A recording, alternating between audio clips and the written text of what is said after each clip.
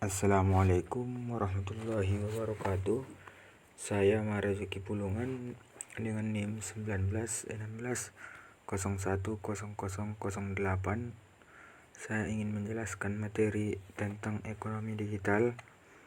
UAS Kebang Sentralan, dosen pengampu Ibu Wusi Adilla Arsi, SES. Ekonomi digital adalah segala bentuk aktivitas ekonomi yang memanfaatkan bantuan teknologi informasi dan komunikasi. Hal ini termasuk kepada transaksi jual beli, marketing, dan lainnya yang dapat mempengaruhi perekonomian secara sederhana. Ekonomi digital dapat dipahami sebagai seluruh aktivitas perdagangan yang memanfaatkan perangkat terhubung internet. Tantangan ekonomi digital: 1. Cyber security. 2. Persaingan yang ketat. 3. Pembangunan sumber daya manusia. 4. Akses internet yang kurang memadai. Terakhir, belum mengikuti perkembangan zaman. Kelebihan ekonomi digital. Kelebihan ekonomi digital yang pertama adalah terletak pada banyaknya informasi dan pilihan yang bakal didapatkan oleh para pelaku pasar atau produsen. Tidak hanya itu, para konsumen juga akan mendapatkan hal yang sejenis untuk mendapatkan apa yang mereka inginkan.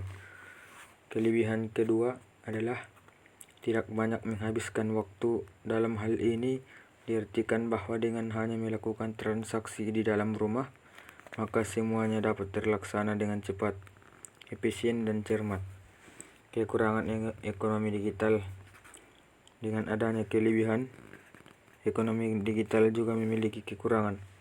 Hal tersebut terletak pada masalah monopoli pasar, dalam artian bahwa ketika ada pemilik modal yang besar telah mendunia dengan jaringan luas, maka sangat sulit rasanya bagi pelaku ekonomi kecil untuk bergerak maju menyainginya. Dengan kekuatan monopoli tersebut, maka pihak yang besar dapat memainkan harga pasar dengan mudah. Kemudian, ekonomi digital selalu membutuhkan media. Dalam hal ini, media yang dimaksud adalah elektronik, seperti komputer atau mobil serta internet. Hal itu dikarenakan tanpa media-media tersebut, maka pergerakan dari perekonomian digital bakal lumpuh dan tidak ada proses sama sekali. Perkembangan ekonomi digital di Indonesia. Saat ini digitalisasi seluruh lini bisnis dan pemerintahan telah dilakukan karena pemakaian sistem digital terbukti lebih baik, hemat, dan lebih murah. Terlebih lagi, ekonomi digital merupakan lini yang paling pesat perkembangannya di dunia, terutama di Indonesia. Hal ini karena digitalisasi membuat semua transaksi menjadi lebih baik. Selain itu, prosesnya juga lebih cepat dan praktis jika dibandingkan dengan transaksi konvensional. Oleh karena itu, digitalisasi ekonomi memegang peranan penting dalam pembangunan Indonesia. Komponen ekonomi digital.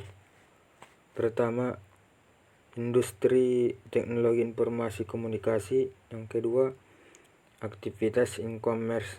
Yang ketiga, distribusi barang dan jasa.